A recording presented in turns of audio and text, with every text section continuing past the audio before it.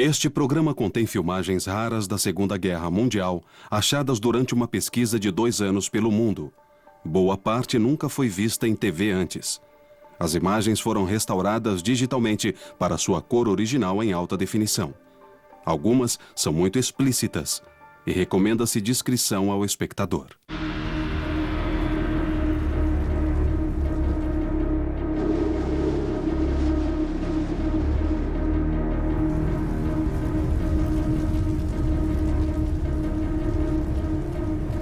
Os Estados Unidos estão sob ataque.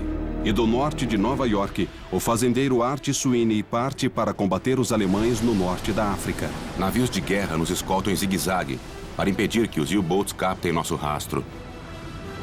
Agora eu gostaria de ter aprendido a nadar. O ex-astro de basquete Charles Scheffel descobre que irá combater o exército de Hitler ao lado dos ingleses. Eu fui ver o brigadeiro. Ele disse: faremos a invasão do norte da África. E no Pacífico, o repórter de combate Richard Tregaskis vivencia sua primeira invasão com os fuzileiros em Guadalcanal. Há atiradores em toda parte e em nenhum lugar. As sentinelas atiram a qualquer ruído. Quem sabe o que está lá? Mantemos uma fé comum 6 anos. de que o homem conhecerá pão e paz, de que conhecerá justiça e honestidade, liberdade e segurança, 12 vidas. e oportunidades e chances iguais, de fazer o melhor, E uma guerra que mudou o mundo. não só na própria pátria, mas em todo o mundo.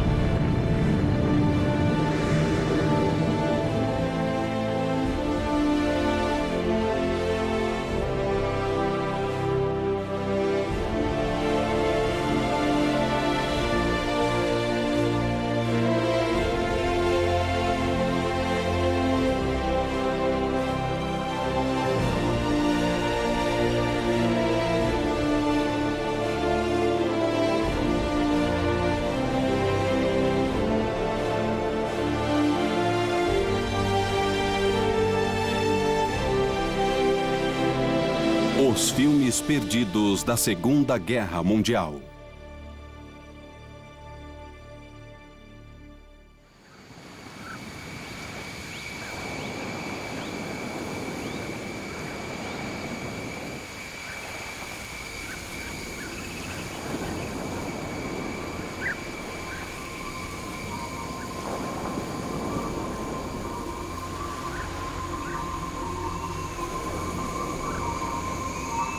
Guadalcanal, 12 de setembro de 1942. QG, precisamos de suprimentos. Talvez os japoneses possam passar sem comida e água por dias. Mas nós não. A disenteria começa a aparecer entre os fuzileiros. No último mês, o repórter Richard Tregaskis e os segundos fuzileiros ficaram perto de um trecho de selva em torno do campo aéreo Henderson, em Guadalcanal. Temendo perder os porta-aviões para a frota japonesa, a Força Naval Americana que protegeu o pouso partiu antes do esperado. Levaram com eles comida, munição e homens, deixando os fuzileiros em Guadalcanal vulneráveis a ataques japoneses.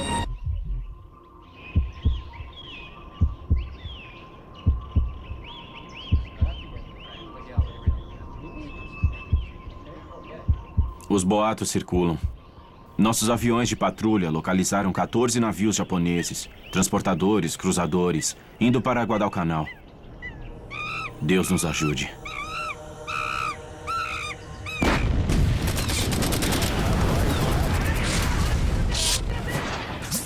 Na noite de 13 de setembro, mais de 3.000 soldados japoneses atacam uma força de 840 fuzileiros e paraquedistas que defendiam uma serra importante ao sul da pista de pouso.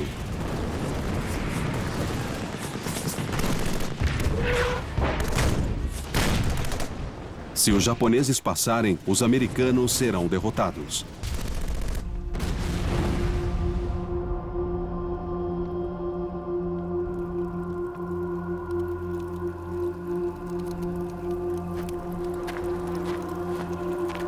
Na manhã seguinte, mais de 1.200 soldados japoneses mortos ou agonizantes jazem em pilhas contorcidas no chão. 40 fuzileiros foram mortos.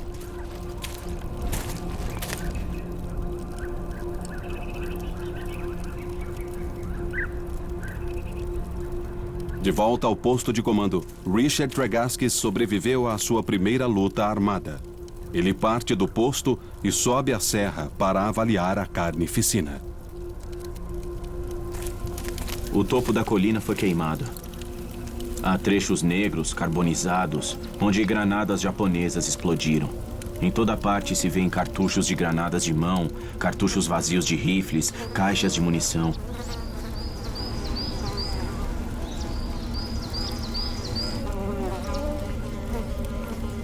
Eu passo por corpos de fuzileiros e de japoneses, às vezes enroscados como se tivessem caído numa luta mortal. Os fuzileiros sobreviveram à Batalha do Cume Sangrento, mas ainda lhes falta água e alimento. Tregaskis e os soldados sabem que é mera questão de tempo até os japoneses atacarem de novo.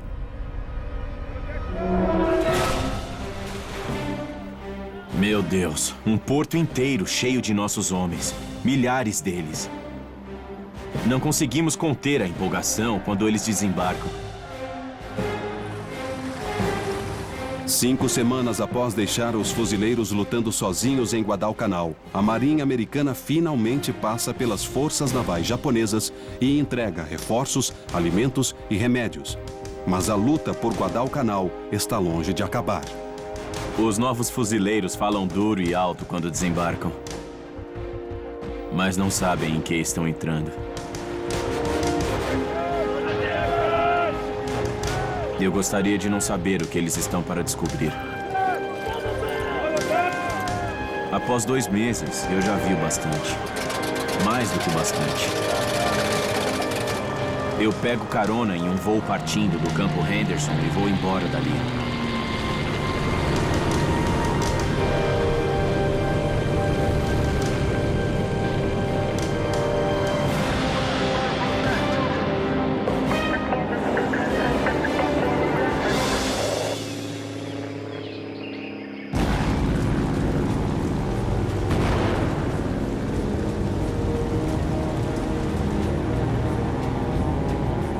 Em seu voo de volta ao Havaí, Tregaskis começa a organizar suas notas em um livro, um diário de batalha das primeiras semanas terríveis da campanha de Guadalcanal.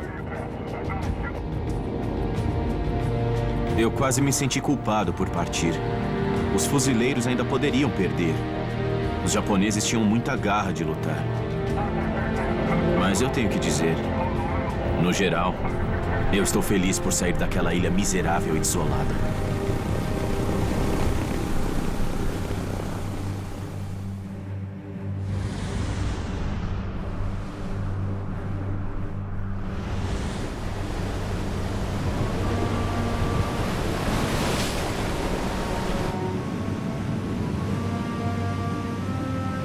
Viajando pelo mar Mediterrâneo, o imenso comboio levando o cabo Art Sweeney e o segundo-tenente Charles Sheffel aproxima-se da costa da África do Norte.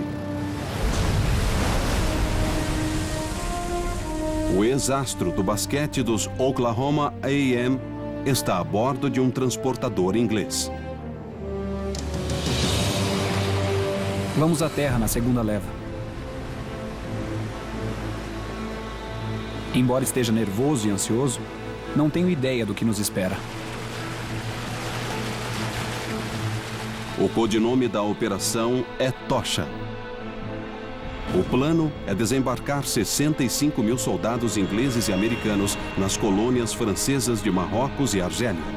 A meta é prender os alemães entre o exército invasor anglo-americano e o 8º Exército Inglês, que tem perseguido os alemães pela África do Norte em direção à Tunísia.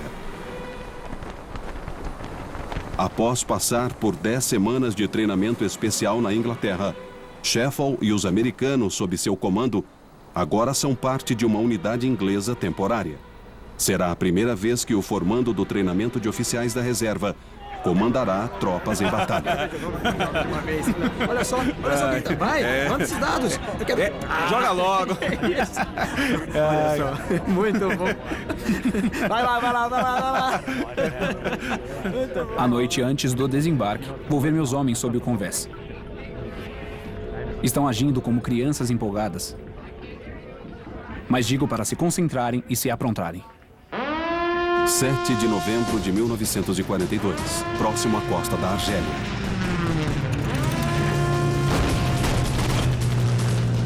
Horas antes do comboio de Sheffield desembarcar, caças alemães atacam.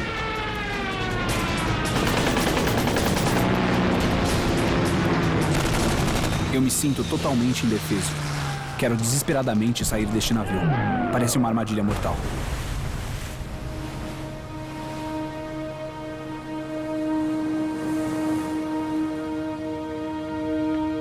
Quando amanhece, o navio de Sheffield se arrasta até o porto, registrando-se a 20 graus.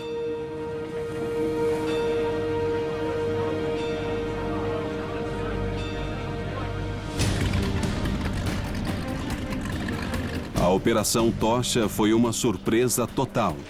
Os aliados puseram 33 mil soldados em terra perto da Argélia, incluindo a unidade de Charles Sheffield. Tudo é uma confusão desorganizada. Não tenho mapa ou ordens específicas, a não ser evacuar a dock e enfrentar qualquer oposição que possamos encontrar. Acho que os ingleses nos querem longe deles. Enquanto Sheffield e o resto das forças americanas são relegados a posições de retaguarda, divisões blindadas inglesas e americanas avançam. Em semanas, estão a apenas 32 quilômetros da Tunísia, o principal porto dos alemães e a cidade principal de suprimentos.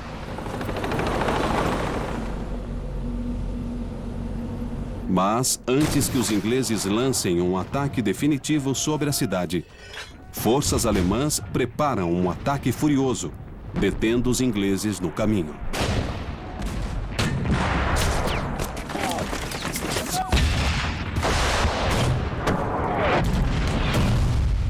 Fogo!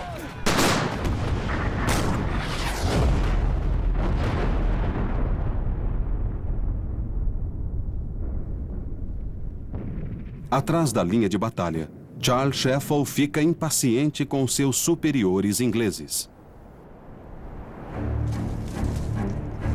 Estou pronto para entrar em ação, mas continuamos recebendo os serviços sujos porque parece que os ingleses não confiam muito em nós. Quero me reunir ao exército americano.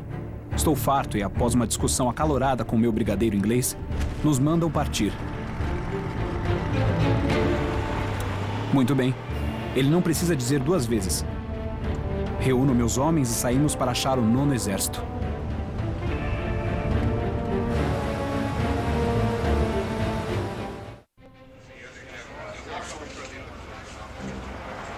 Este lugar tem homens demais, com muito ouro nos ombros e bem pouco para fazer. Battle Creek, Michigan, fevereiro de 1943. Johnny Wandry, de 21 anos, natural de Wisconsin, alistou-se como voluntária imediatamente após Pearl Harbor, deixando para trás o trabalho na clínica Mayo para ser enfermeira do exército. Na época do ataque, o exército americano tinha menos de 1.000 enfermeiras nas frentes. Agora, 14 meses depois, este número chega rápido a 30.000.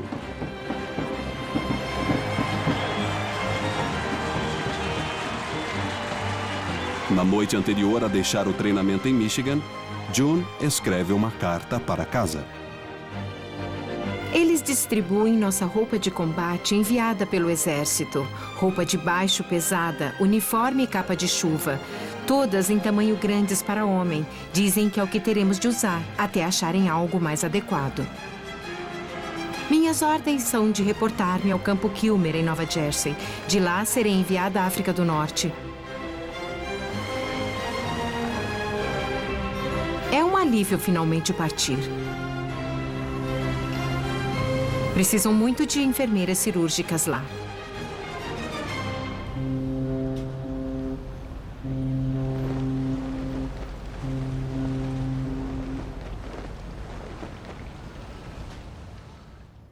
sul da Tunísia, março de 1943. Após deixar para trás as unidades inglesas com que desembarcou, o tenente Charles Sheffel agora está com o regimento da 39ª Infantaria, sob o comando de Patton. Ele recebe ordens de liderar a primeira patrulha e explorar posições alemãs bem adiante das linhas americanas, nas montanhas da Tunísia.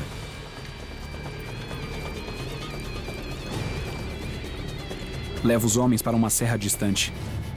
É uma sensação estranha, estarmos tão expostos e vulneráveis. Sem que Sheffel saiba, um nicho de metralhadoras alemãs posicionadas em uma colina próxima faz a cobertura da área. Quando a patrulha de Sheffel chega ao topo de uma pequena colina, os alemães abrem fogo.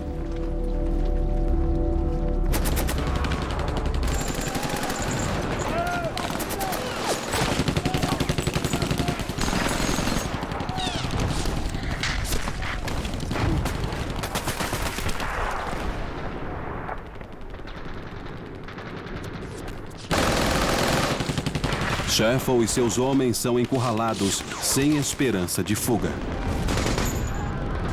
Ouço gritos e gemidos de meus homens. Mas não podemos nos mexer para ajudá-los, nem contra-atacar.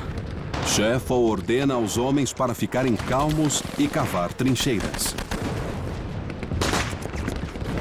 Não quero que entrem em pânico e fujam. Teremos de esperar.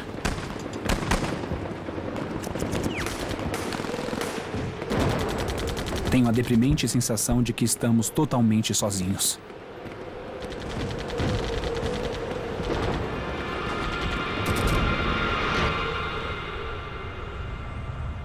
Após uma hora, o fogo para. Alguns homens estão impacientes. Não ouço o inimigo, mas não irei levar um tiro procurando-os. O trabalho do soldado é sobreviver para poder lutar. Não é o trabalho do oficial. O trabalho do oficial é comandar. Você os colocou naquela confusão. Você está no comando. Você é obrigado a tirá-los dali.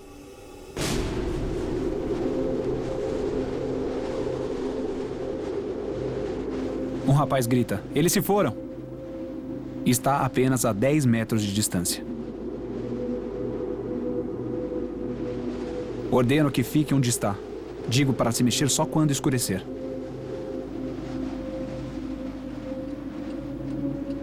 Mas não há ninguém lá, ele diz. E à minha direita, o maldito garoto se levanta. É morto. Bem ali.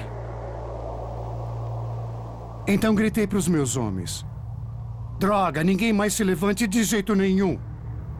Eu os tirarei daqui. Quando escurecer, eles irão recuar. Ficamos deitados até o sol se pôr. Ainda me sinto culpado por não me levantar e derrubar aquele garoto.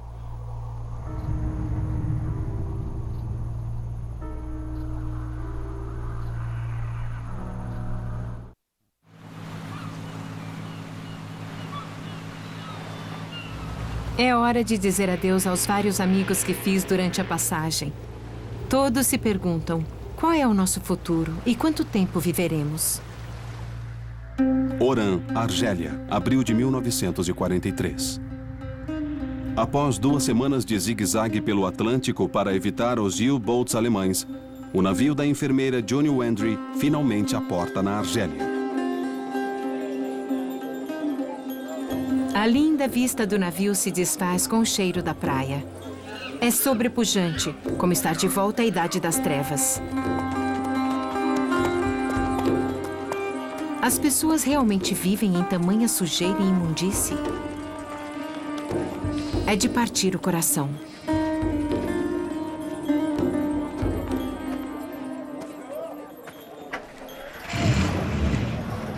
John e o resto do batalhão médico são imediatamente trajados. e recebem ordem de ir para leste para se reunirem às forças aliadas que avançam rápido pelo norte da Tunísia.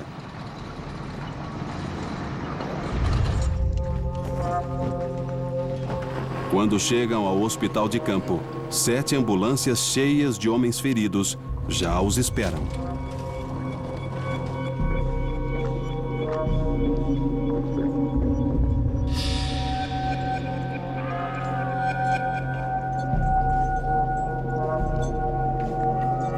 Muitos pacientes chegam do fronte. É uma mistura de pacientes feridos, doentes e fatigados pela guerra.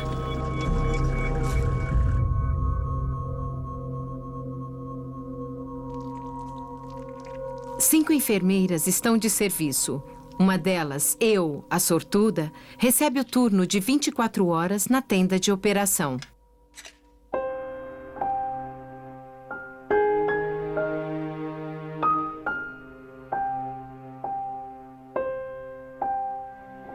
Você tem de deixar a exaustão de lado quando vê o que nossos jovens estão passando. Os feridos estão felizes por terem perdido só um braço ou uma perna.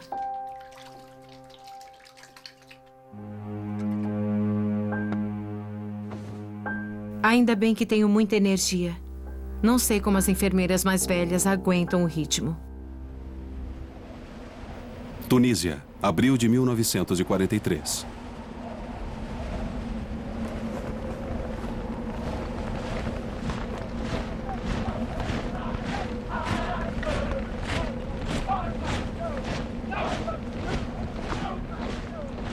Em abril de 1943, Art Sweeney está muito longe de sua terra natal, a vila Saranac Lake, em Nova York. Agora, no norte da Tunísia, com o regimento da 39ª Infantaria, o cabo faz um intervalo entre as patrulhas. Olá, pai. Só algumas linhas para avisar que estou bem e espero que vocês também estejam. Finalmente pude usar a metralhadora. Não posso dizer que gosto de usá-la para matar pessoas, mas fico feliz por saber usar.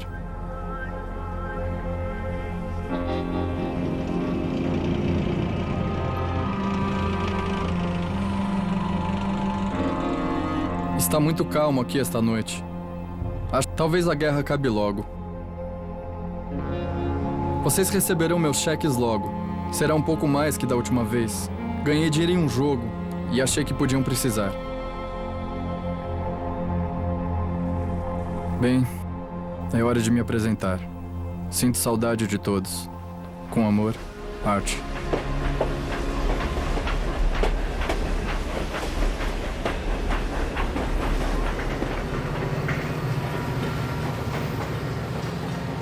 Três semanas depois, o pai de Sweeney recebe a carta do filho, junto com um telegrama do Ministério da Guerra dos Estados Unidos. Seu filho, de 25 anos, Art Sweeney, fora morto em batalha. Devido à confusão do combate, o exército não pôde documentar a causa de cada fatalidade. Por este motivo, a família Sweeney nunca saberá os detalhes de seus momentos finais.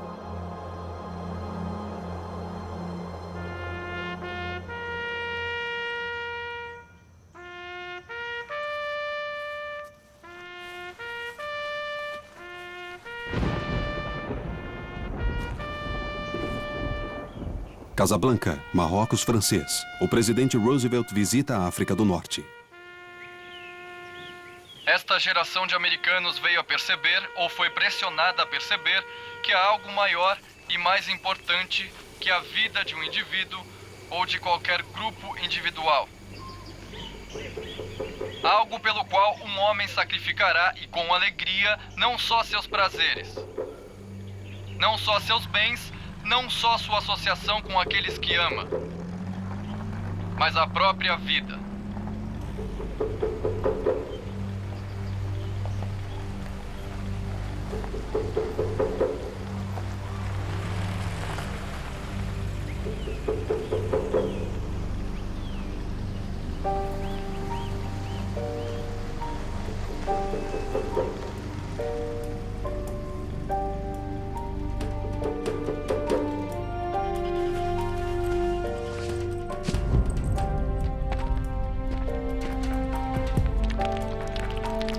No início de 1943, o número de baixas americanas em todos os palcos da guerra alcança mais de 65 mil.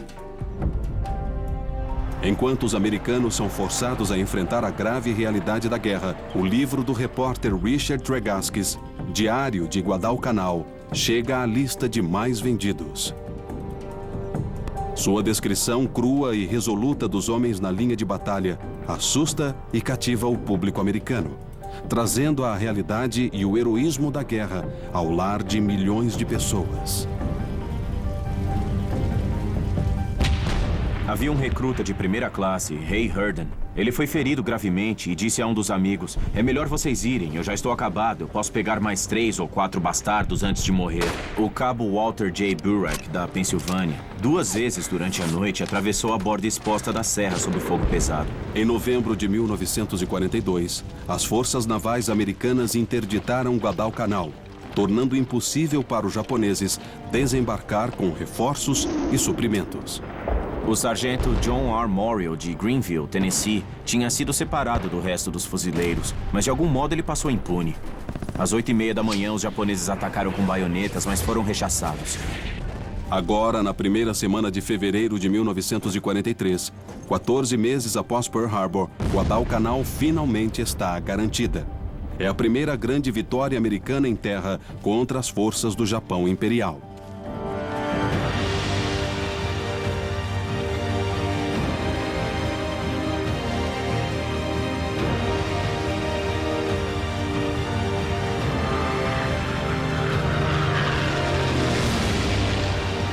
E pela primeira vez, a implacável expansão japonesa tinha sido detida. Mas a enorme guerra de 2 frentes contra as forças do eixo ainda está só começando.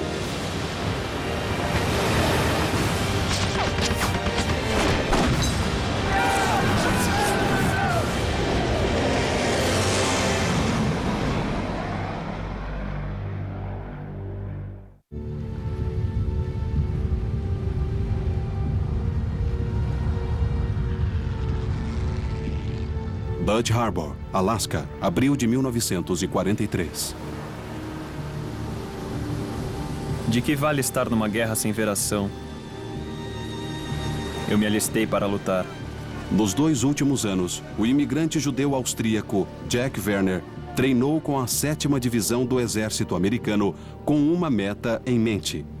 Desde que fugiu das garras nazistas em Viena, ele quer ter uma chance de enfrentar Hitler. Mas a 7ª Divisão não está nem próxima das forças alemãs. Está em navios que seguem para o Alasca, ao norte. Werner se dirige a seu primeiro combate contra os japoneses. Werner foi voluntário para ser uma das 200 sentinelas avançadas, parte da equipe secreta de ataque que se tornará o impulso inicial de uma grande operação para retomar as ilhas Attu e Kiska do Alasca. Por mais de um ano, os japoneses ocuparam estas ilhas remotas e congeladas no limite oeste dos Estados Unidos. O motivo disso é um mistério. Agora, a inteligência informa que estão construindo grandes pistas aéreas em Attu, que permitirão melhor defesa de suas conquistas pós-Pearl Harbor no Pacífico. Os japoneses não têm ideia de que estamos aqui.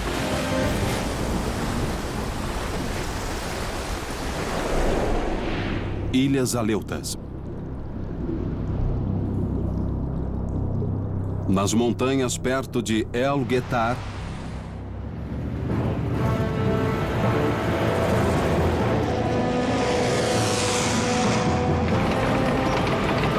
no início de março de 1943, o 8º Exército Inglês avança para o norte, para a Tunísia, enquanto os americanos atacam o flanco oeste dos alemães. Nas montanhas perto de El Guetar, unidades de artilharia e infantaria americanas, incluindo o 39º Regimento de Sheffield, rechaçam uma contraofensiva furiosa dos alemães. Pela primeira vez, as forças americanas derrotam as experientes unidades blindadas alemãs em batalha. Sem esperança de manter suas linhas, os alemães começam a recuar para o norte, para os portos de Tunis e Bizerte.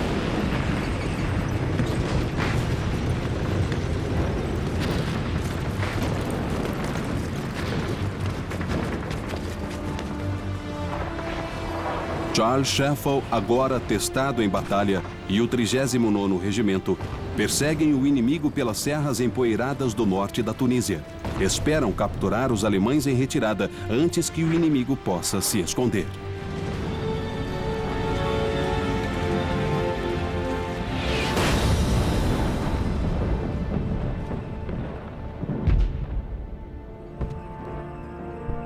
Estamos prosseguindo. Esbarramos com um grupo de alemães. Estão com as mãos levantadas, gritando: "Camarada, camarada!" São só jovens alistados, sujos e assustados. Não parecem ser um problema. Um homem com um rifle automático e um pente cheio deverá ser o bastante para guardá-los. Então eu chamo Kyle Berger e digo que terá de levá-los ao QG do batalhão sozinho.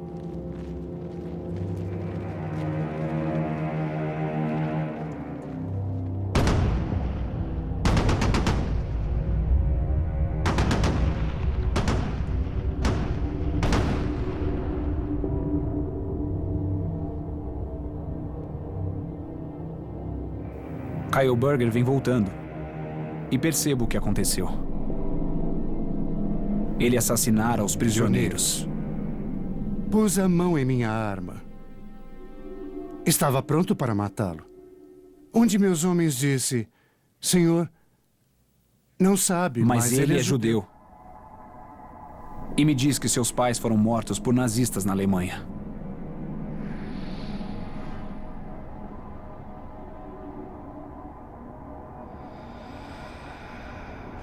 O que devo fazer? Enviá-lo ao QG preso? Nossas ordens são para avançar até Bizerte e preciso de cada homem que tiver. Então avançamos. Ato, Ilhas Aleutas, maio de 1943.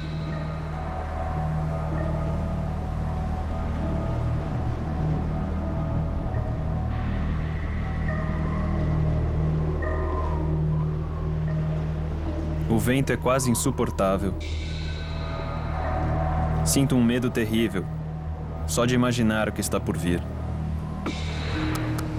Em sua primeira missão de combate, o sargento Jack Werner e as sentinelas seguem para um vale no extremo norte da ilha de Ato. Sua missão é evitar que os japoneses recuem quando duas forças americanas maiores pousarem na baía e avançarem. Mas o terreno montanhoso torna o progresso difícil. É uma jornada difícil e os homens não estão em boa forma. Alguns deixam cair o equipamento. Vejo mochilas e máscaras de gás abandonadas, até munição. Então recebemos ordem de largar as mochilas e levar só rações para um dia. Quem dá tais ordens? Mantenho todo o meu equipamento. Quando a força de ataque chega à parte mais estreita do vale, cai uma neblina espessa.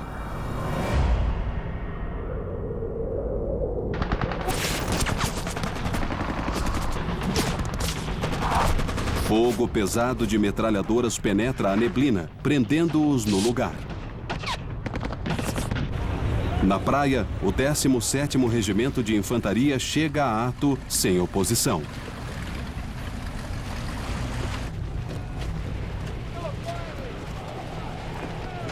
Mas seus veículos lutam contra a neve derretida e a lama.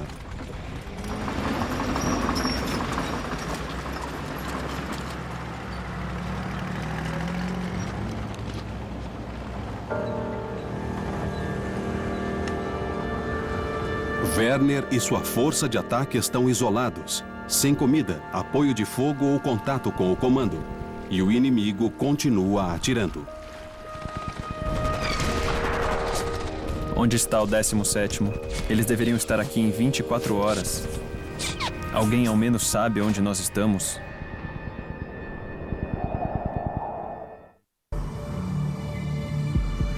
Quase toda nossa munição e comida já acabou. Nossas tropas não deveriam ter largado as mochilas na subida desta montanha miserável. Graças a Deus mantive a minha. Ato, Ilhas Aleutas, maio de 1943. Na ilha de Ato, nas Aleutas, Jack Werner e as sentinelas da 7ª Divisão lutam contra o frio, a fome e um inimigo que não podem ver através da neblina pesada. Finalmente as nuvens se abrem, e que visão! Nossos aviões mergulhando, atacando as posições japonesas.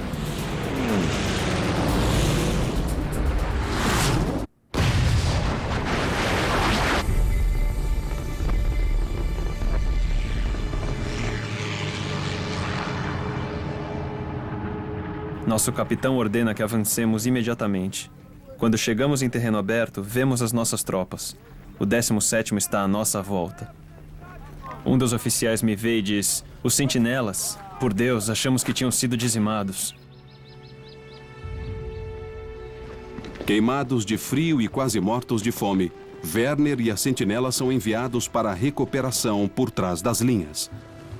Enquanto estão lá, os japoneses restantes preparam um ataque em massa final, matando 549 americanos. Apesar do final sangrento, as forças americanas finalmente retomam as ilhas de Ato e Kiska e pela primeira vez recuperam território americano dos japoneses.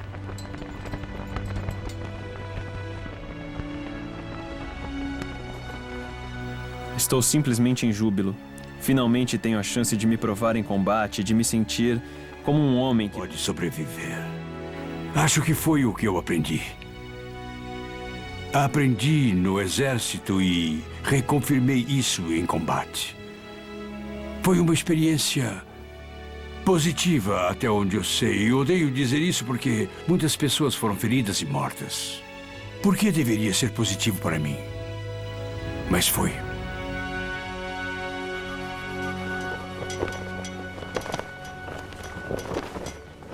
Se vencermos esta campanha, será mais que apenas uma vitória sobre o eixo.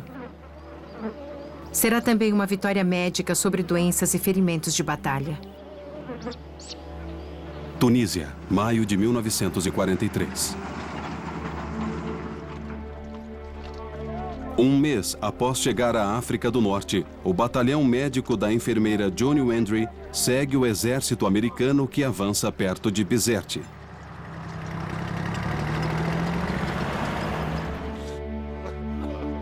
Um rapaz de 18 anos é carregado para a ala de choque. Olha para mim confiante e pergunta: "Como estou indo, enfermeira?" Beijo sua testa e digo: "Você está indo muito bem, soldado." Ele sorri docemente e diz: "Só estava conferindo." Então ele morre.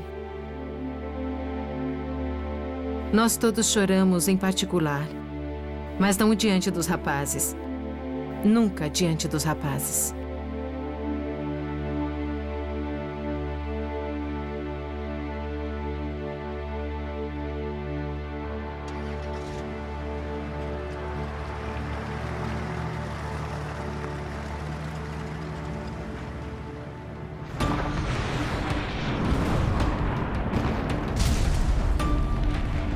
Vemos nossos aviões jogando toneladas de bombas sobre os alemães. Só consigo pensar: façam com que eles sofram. Após perseguir o inimigo pelo norte da Tunísia, o tenente Charles Sheffel e o 39º Regimento de Infantaria se aproximam da cidade portuária de Bizerte. A Força Aérea Aliada destrói as linhas de suprimento dos alemães para a Itália e qualquer esperança de fuga. É louco e revigorante comemorar a morte dos inimigos.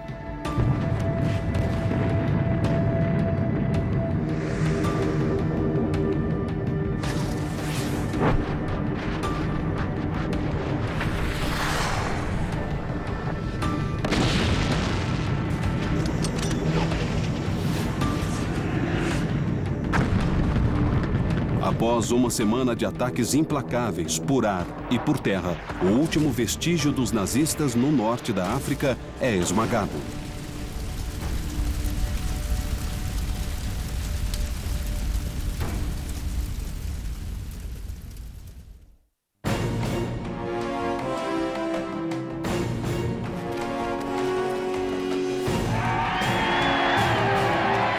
Em 7 de maio de 1943, tropas inglesas marcham para a capital da Tunísia, enquanto forças americanas entram na cidade de Bizerte.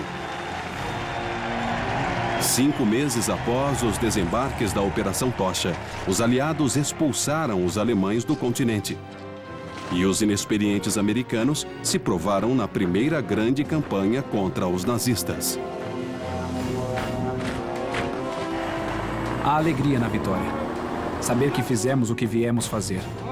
Que liderei meus homens para o combate e para fora dele. Mas essa foi só uma batalha. Uma batalha não vencerá esta guerra.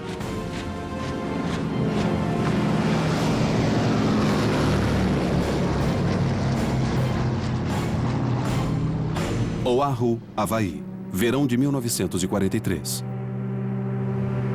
Somos um grupo abatido. Não estamos muito bonitos, mas o que se pode esperar após tantas semanas no mar?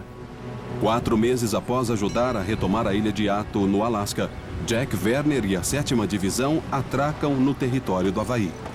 Agora que sentiu o sabor do combate pela primeira vez, Werner está ansioso pela próxima batalha. Só consigo pensar na guerra. O que faremos em seguida, quem será morto e em como podemos nos preparar.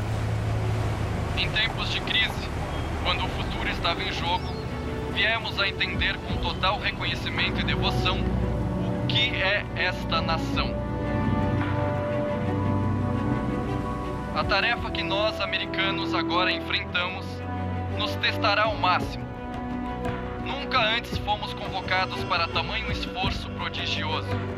Nunca antes tivemos tão pouco tempo para fazer tanto. Campo Pendleton, Califórnia. Roosevelt observa pousos anfíbios.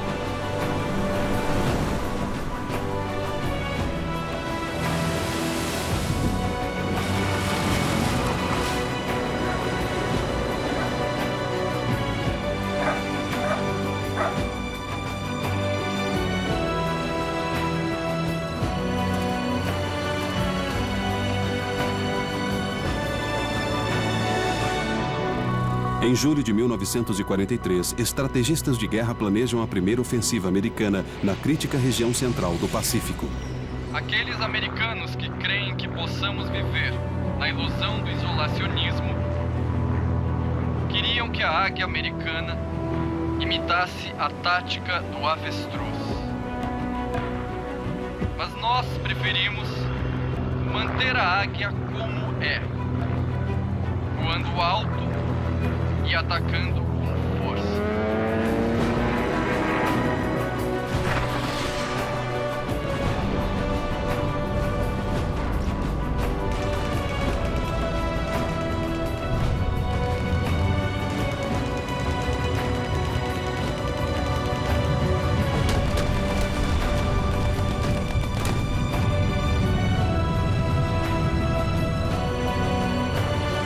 No mesmo mês, os aliados invadem a Sicília. Nós venceremos as batalhas finais. E nós, não eles, faremos a paz final. Após apenas 38 dias, a Sicília se rende aos aliados.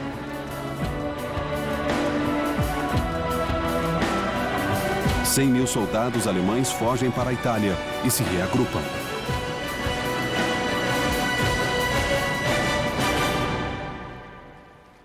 Quanto maior o sacrifício, mais glorioso é o triunfo. Começa a batalha pela libertação da Europa.